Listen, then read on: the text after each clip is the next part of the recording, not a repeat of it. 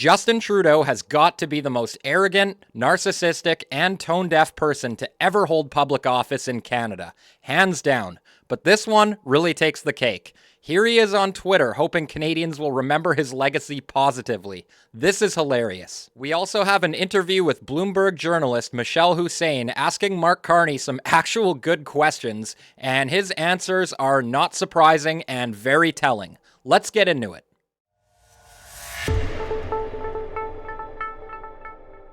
What's up, everybody? Welcome back to the channel. And if you're new here, make sure you smash the like button, subscribe, and leave a comment down below because I'd like to know if anybody thinks that this post is at all grounded in reality.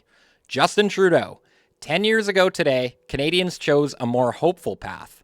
I'll never forget that night in 2015, the energy, the optimism, and the belief that together we could build a better future. A decade later, we've lifted hundreds of thousands of people out of poverty, strengthened and grown the middle class, built a $10 a day childcare system, led the fight against climate change, advanced reconciliation, and made Canada more inclusive and fair for everyone. I'm deeply grateful to everyone who was part of this journey and believed that better is always possible. I don't think I've ever seen a more egregious example of delusional revisionist history in my entire life. I don't even know where to begin with this one, honestly. But I guess we could start with the claim that we've lifted hundreds of thousands of people out of poverty, strengthened and grown the middle class. That on its face is absolutely ridiculous. Take a look at this article from the Financial Post. Canada's middle class is losing momentum as wealth gap widens. Key engine of economy losing steam as wealth gap widens to biggest since 2015. I don't even think I need to pull up a bunch of articles to prove my point on this one, guys. All you have to do is use your brain and your eyes and take a good look around this country and tell me what you see. Was it normal 10 years ago to walk through the downtown core of any Canadian city and see a bunch of tent cities? No, this wasn't normal before Justin Trudeau came along. You have rising housing costs. You have young people priced out of getting their first apartment, if they can even find a job. You have record food bank use. Don't think I need to tell you about that one, guys. We all know this to be true. Now, Justin Trudeau claims that he's lifted hundreds of thousands of people out of poverty. How tone-deaf is that? Seriously, guys, let's take a look at Justin Trudeau's net worth, shall we? Maybe he's lifted himself out of relative poverty. I mean, look at this, guys. In 2005, his net worth was $6 million, and in 2010, it was $11 million. And after he'd been prime minister for a few years, it ballooned up to $53 million, and today he's worth an estimated $97 million. So it's easy for Justin Trudeau to sit up there on his pedestal and claim that he's lifted people out of poverty. It's absolutely ridiculous. The good news, though, is people are not buying this, not by a long shot. Let's take a look at this ratio. So this post has been viewed 1.1 million times with only 6.8 thousand likes. And if you just scroll through the comments, you'd be hard-pressed to find anybody saying anything supportive of this nonsense. Mario for the North says, correction, 10 years ago was the beginning of your destructive path. You and the MPs still in power have added more debt than all prime ministers in history, ruined our healthcare with uncontrolled immigration, violent crimes have skyrocketed, taxes are at all-time highs, investments in capital are fleeing the country. That's absolutely true, and you're seeing a lot of it under Mark Carney. You divided our country and our people unlike anyone else in history. No one will ever forgive or forget what you and Jagmeet did. You decimated the livelihoods of Canadians. Shame on you. Ryan Garrettson says, this is next-level gaslighting. Never has there been more children suffering from food insecurity as right now. There is rampant homelessness, out-of-control crime, high unemployment. This man has caused more division than any other prime minister. He campaigned on hating a group of Canadians. This is absolutely infuriating to read. He's absolutely spot on about that one, guys. I certainly won't forget, and I'm not alone here. There are millions of Canadians that will never forget the Prime Minister of the country on national TV asking if they should be tolerated, whipping people into a frenzy against the unvaccinated in order to get reelected based on fear. It's absolutely ridiculous. Trying to bring people together is not always compatible with science, with respect for human rights, with the best way to move things forward. I mean, when Aaron O'Toole talks about, oh yes, we need to unite people, we need to bring people together, he's talking about defending the rights of people who are anti-vax. Yes, there is a small fringe element in this country that is angry, that doesn't believe in science, that is lashing out with racist, misogynistic attacks. But Canadians, the vast majority of Canadians, are not represented by them. And I know will not allow those voices, those special interest groups, those protesters who can...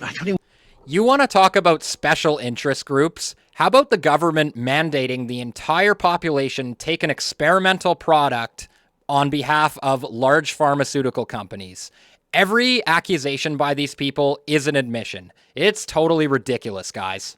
So it's completely obvious to anybody paying attention that in order for the Liberal Party to advance its destructive agenda on this country, they were going to need to get Justin Trudeau to step out of the way. Even with Donald Trump making his 51st state jokes, Canadians weren't about to re-elect this guy. And that's exactly when Mark Carney entered the picture. Now, what I'm about to show you is nothing we don't already know, but it's still pretty stunning to see him admit it on camera. And this journalist actually asks some very good questions. So let's take a look. Change it. Did you get elected because of President Trump, really? I got elected. Well, you'd have to ask the voters of Canada.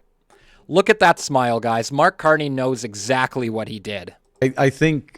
Well, you stood because of President Trump, didn't you? You made the choice just before, you announced it just before the inauguration. I did not stand because of President Trump. No, I stood because I believe that the person who was likely to become prime minister, certainly in all the polling, was not the right person for Canada, that would have been a divisive government. A divisive government.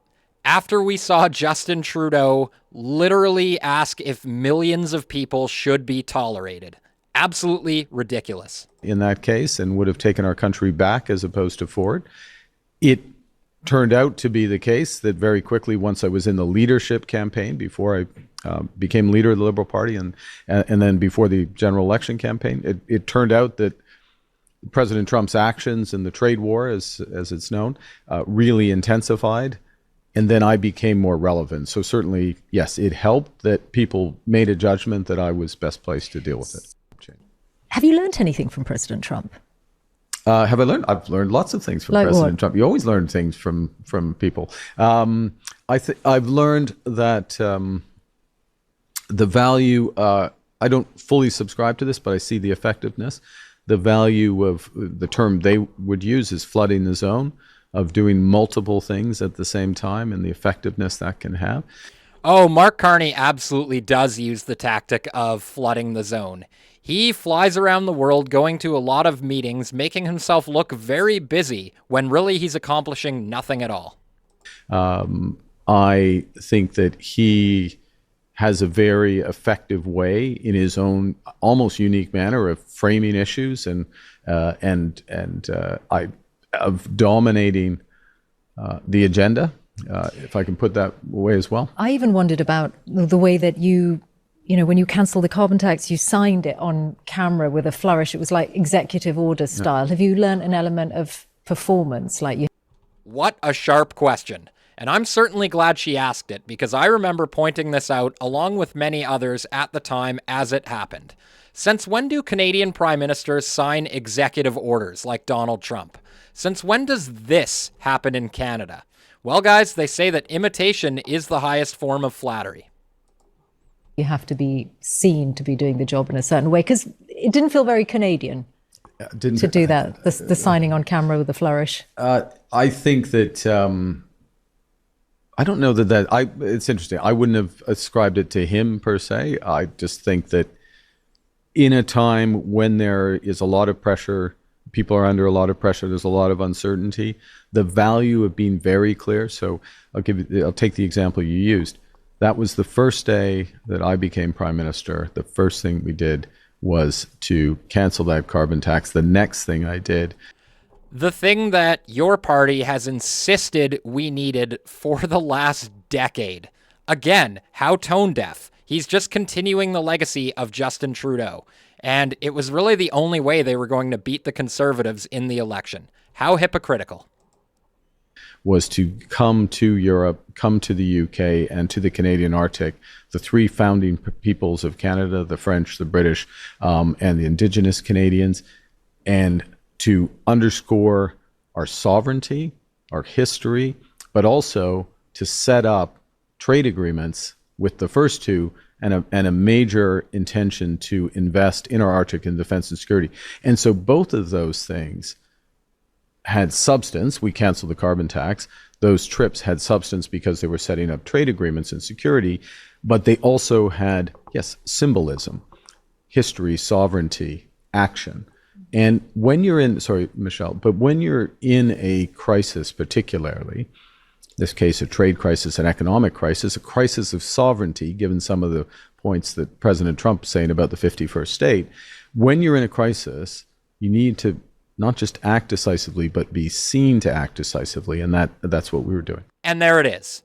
It doesn't actually matter if Mark Carney is getting anything accomplished, just as long as he is perceived to be doing something about these issues. That's good enough for him and his voting base, I guess. But that's going to be my show for today, guys. Let me know what you think down in the comments. And as always, smash the like button, subscribe to the channel, and I'll see you in the next one. Peace.